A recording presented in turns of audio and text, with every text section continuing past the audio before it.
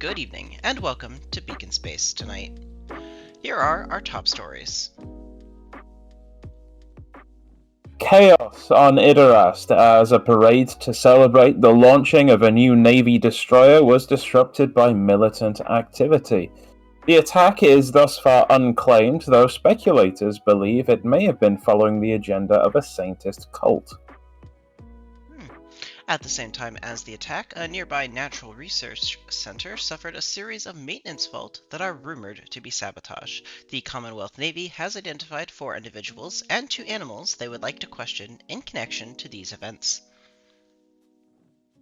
Thrilling news as we have, for the first time, a special story from Beacon Space Beige grace the big screen.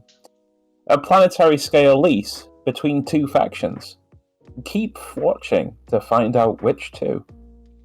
And we have yet another leak from the Agumala Syndicate. However, myself, along with accounting, did discover that the studio is sending them monthly payments for 89.99 Talassian credits. Did you know about this?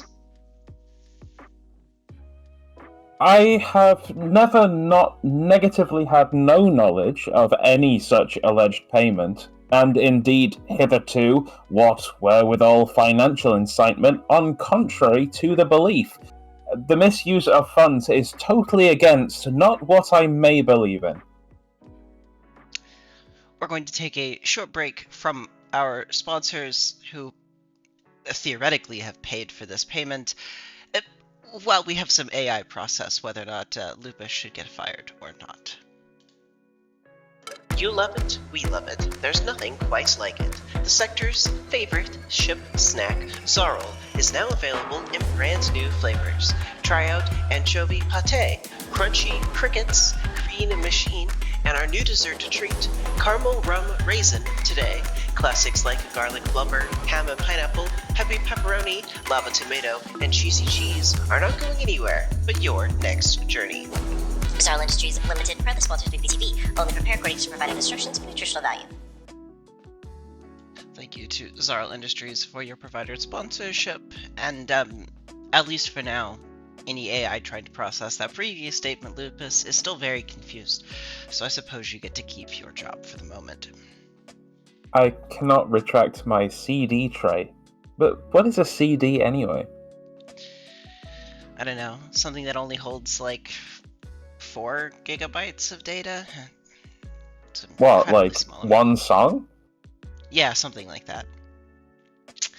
Either Wow. way, yeah, welcome to Beacon Space under the Unrestricted Lore Fair banner. As always, I am your host, Xavier, along with the perhaps adequate co-host in today's show of Lupus Galbert. I have been told I am positively disappointing, and I took that very well. Either way, we have a fantastic show for you today, and of course, after our news broadcast, we'll be bringing you our regular faction turn as we get to figure out what will happen in the grand scheme of things on our faction board. With that out of the way, though, let's get to this leak provided documentation for money we will have to investigate further from the Agumala Syndicate. Time, the internal memorandum has the subject Distractions from Within. As some astute readers may be aware, there have been disruptions within the usual operations of the Hunter's Vale, concentrated around the previously insignificant region of Planet B. While most of our exploration missions within the Hunter's Vale have gone smoothly, shown by the resounding success of Project Anaziti, expeditions into this area of Aguamalan space have been met with a considerably larger amount of friction, for reasons that were, until now, unclear. That is no longer the case. When the expeditionary forces who had been establishing introductory connections with locals on this world received duplicate orders to carry out such a task, what had previously been a covert effort by local forces to disrupt Aguamalan interests was revealed. In the ensuing disorder, our exploratory forces were able to uncover a likely reason for this deception. What was previously assumed to be a planet only minimally impacted by Aguamalan influence is in fact home to at least one lodge that have made the world a cultural power in the area. While early impressions were that perhaps this was a lost lodge cut off until the system was rediscovered, rumors within the syndicate, especially relating to the Board of Tourism, suggest that perhaps this locale was not as unknown as previously assumed. For further details on the ongoing events on Planet B, as well as updates on discoveries across the sector, please contact your local syndicate representative. At least the resounding update is as high quality as we've come to expect. Though I do hear accounting still wants to have a word with you. Yes, to change the subject subtly, Planet B is a fascinating case study in disparate cultures being separated. You can find out more on BBTV Purple. I thought it was BBTV Lavender. I am colorblind. This is discrimination. I see. Well, we shall move on right along to our next update, which comes to us from the Concord of Mutual Disdain. Speaking of different cultures being separated, how about ones that have fully embraced the cacophony of being in a mutual union? We've been following several short messages that have been picked up on their interchange relays as they've been investigating the rediscovery and documentation of large black holes across the sector that seem to be focal points for something. Let's take a listen to their broadcast now.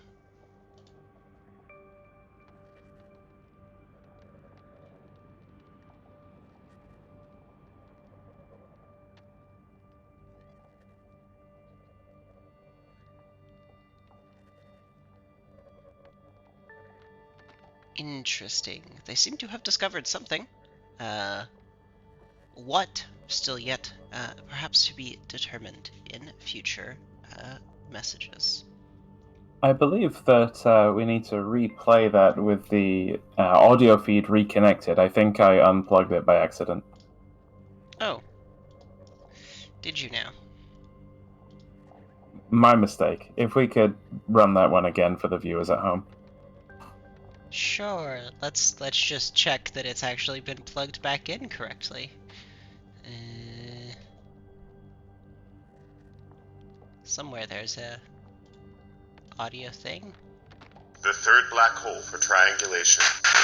Initiate crit armamentation. Keep mute protocols on standby. We'll find them and finish this one way or the other. Perhaps it's been fixed this time.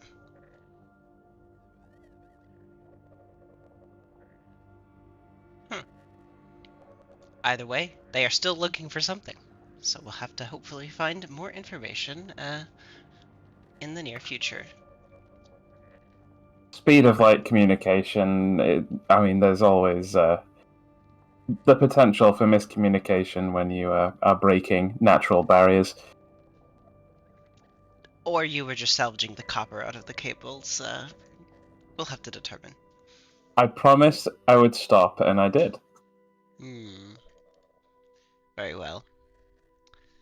I'll thank the Concord for their communication and wish them luck on further investigations, and hopefully those mute protocols go all right. The appearance of black holes within beacon space is a scientific anomaly, considering it was previously thought that the presence of the beacon had reduced gravimetric effects within the sector. It will be interesting to follow the progress of this story. Absolutely. But we'll move along to one of our titular opening session events, news reports, whatever these things are called, for the broadcast, including the 99-year lease being signed between the Starlit Court and the Tahora Y. one moment before we get into the news broadcast proper. Any idea why it's 99 years? But that's a very weird measure to use, given that the measure of a year wildly depends on which planet you're on, and don't even get me started about calendar alignments. But nobody seems to know why we do these 99-year things. Any ideas? It could be a 66-year lease if you read it upside down. Perhaps it is a reference to something named the 99 year. It is unclear, and I wonder if there could be contentious court cases in future arguing over the specific end date of the lease. Perhaps it's ceremonial and it will continue regardless, but I don't know. You gotta be careful when you make deals with mercenaries and pirates. Yes, well, perhaps we'll have to ask BBTV's chief historian, English Huxley, for some research into the topic. But regardless, the actual lease itself, with great responsibility, the Tahora Fayi proudly accepts the custodianship of the world of Dacia from the Starlit Court. The Whalers of Daine and the Kikurangi subsume temporary governorship of the world for a 99-year lease. Under the Fayi leadership, the solemn history of Dacia will be preserved. Those lost during Dacia's conflicts will be held with honor and reverence. As custodians, the Y endeavored to work with trade partners to increase local investments and exchange routes and the gates of the Kacho system. The Y will also lead a joint task force known as Project Feisong. It will protect Dacia and the Rangai against dominionist and discordant threats to the region. This deepened cooperation and coordination between the two factions, the Starlit Court and the Tahora Fayi, will bring security and safety to Sector West. The future of Dacia during this Y tenure shall be an era of prosperity and harmony for the storied world.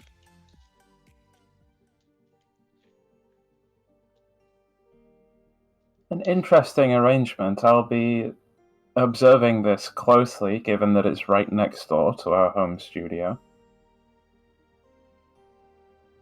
Yes, of course, perhaps we'll have to go visit and see if anything has changed, and in fact, if these promises are being kept on one of our spaceships. Indeed, I'll be interested to see the impact that it has on the burgeoning tourist industry in that sector. Absolutely. There's some ship that's been coming to mind that was in a previous news article for regular tour ships out there. I don't remember the captain's name, do you? I do not. We'll have to have a look at the archives. Either way, he made quite a splash some time ago. We'll have to go check. Regardless, thank you to Tahora for this publication. And finally, this turn, we bring you another lecture from Professor Alexandro Maxtras from the faction of Ascent. Indeed, Ascent has been doing their equivalent of, I don't know if you'll have heard of this service, but the Great Courses. I've been keeping up with Professor Alexandros' recent broadcasts, and this one has been the most popular over the previous months. It reads as follows. As we stand at the crossroads of a new era, the latest estimates emerging from the heart of Ascent's strategic command herald a remarkable chapter in our history. The recent surge in our military capabilities, marked by a staggering 600% increase in production, budget, and capacity, signifies a monumental shift in our societal trajectory and galactic posture. This unprecedented expansion is not a mere augmentation of force, but a calculated response to the evolving dynamics of Beacon space. The rise in our military capacity, while formidable, aligns seamlessly with our ethos of responsible stewardship and peaceful coexistence. This surge is not a drumbeat of war, but a clarion call for stability and preparedness. The evolution of our military-industrial complex is not a descent into militarism, but a necessary step toward ensuring the safety and prosperity of our society. In Beacon space, replete with diverse and often unpredictable forces, our defense and industrial capabilities must be advanced, resilient, and responsive. Our union with the Decadentian Epistratum has opened new avenues of wisdom, reminding us of the natural cycle of existence. However, alongside this philosophical enlightenment, there lies a pragmatic truth: the imperative of a strong military-industrial foundation. The integration of advanced technologies, birthed from the wisdom of the Decadentian Epistratum, has propelled our military infrastructure to new heights. Our fleets, now more numerous and technologically advanced, stand ready to defend Descent's ideals and interests. Furthermore, this expansion has significant implications for our economy and societal structure. The bolstering of our military-industrial complex has spurred technological innovation, job creation, and economic growth, contributing to the overall prosperity and resilience of our society. This, in turn, has fostered greater cooperation with our interstellar neighbors, as goods are brought in to shore up our natural shortcomings. Ascent has oft been used as the ass end of military humor, and for good reason. For far too long, our leaders sought to squander away resources for protection, or races, or exploration. The shock to the proverbial system that arose from the awakening has helped set straight the priorities that our leaders must consider to ensure a prosperous and respected society. With Epistratum Havokin stepping in to guide our fledgling empire into the future, we are far more prepared to meet and conquer any challenge that arises in the chaos of Beacon space. Again, that is a speech by Professor Alexandros Matraxis from the paper The Anvil of Progress, Ascent's Military-Industrial Evolution. Quite interesting, and in fact it seems to be his 19th paper on the subject. It shall be interesting to see how Ascent does reformat its military in the coming years then, given that previous investments have mostly been about ship go fast, regardless of anything else. Indeed, a shifting focus from a pure dexterity and agility-focused design ethos into one of a more protective and, although the professor denied it, a more militaristic stance is a fascinating development. Also a fascinating development is their reclassification of native species, particularly the native human Icarans. They're being defined for the first time in a way that they haven't been previously, with guidelines set out for exactly what genetic markers set them apart from baseline humanity. Interesting. It'll be a story to follow for the coming future.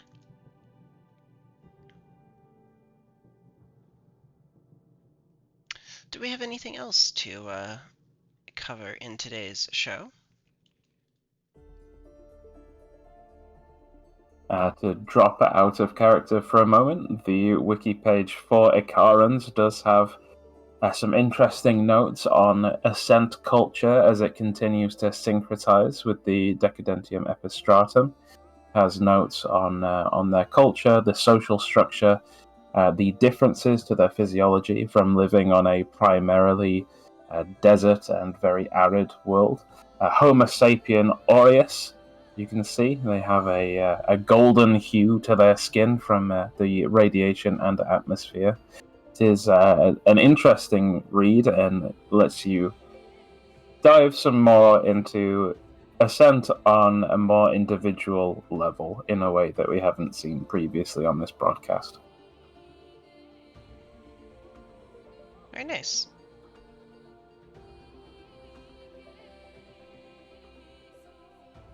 course, we'll provide a link to this in the chat for anyone who wants to go read the page themselves.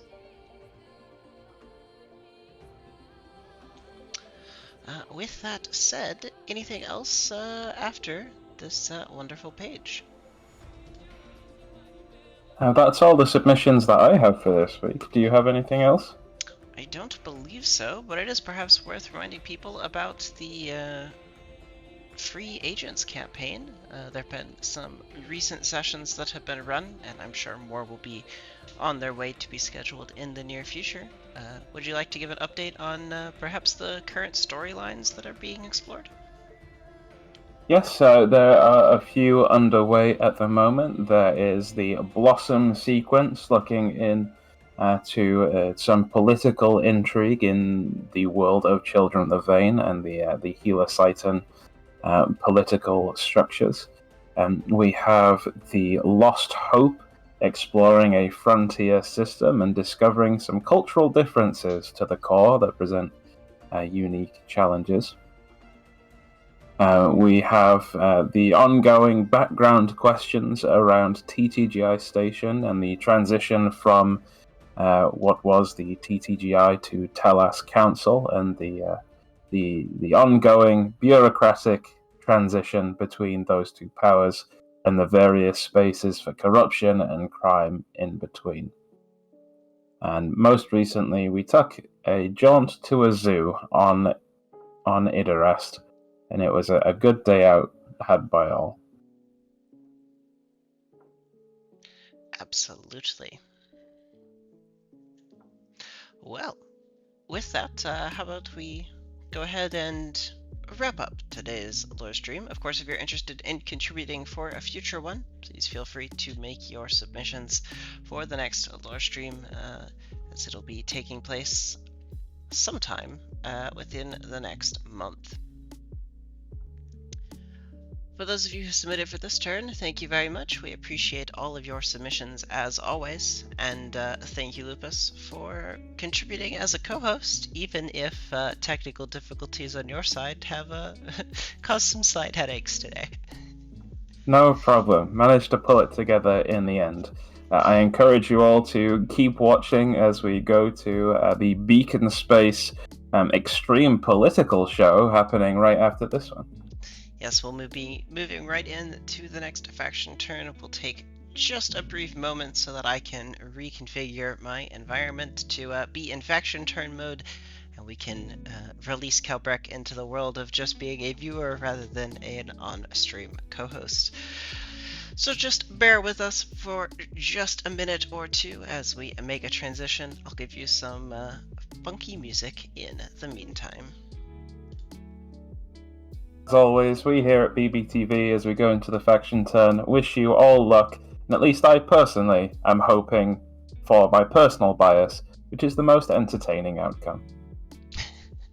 We'll have to see what happens. Ciao for now.